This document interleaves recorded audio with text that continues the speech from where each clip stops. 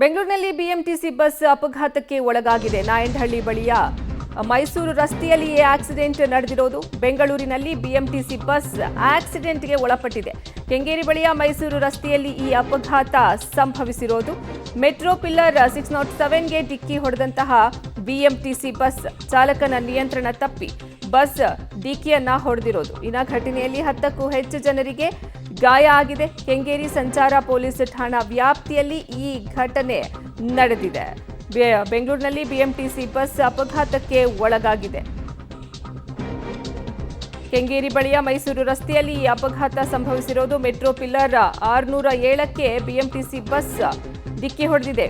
Break ಫೇಲ್ಯೂರ್ನಿಂದ ಈ ಅಪಘಾತ ಸಂಭವಿಸಿದೆ ಅನ್ನುವಂತಹ ಮಾಹಿತಿ ಸಿಗ್ತಾ ಇದೆ. ಇನ್ನು ಈ ಘಟನೆಯಲ್ಲಿ 15 ಜನರಿಗೆ ಗಾಯ ಆಗಿದೆ.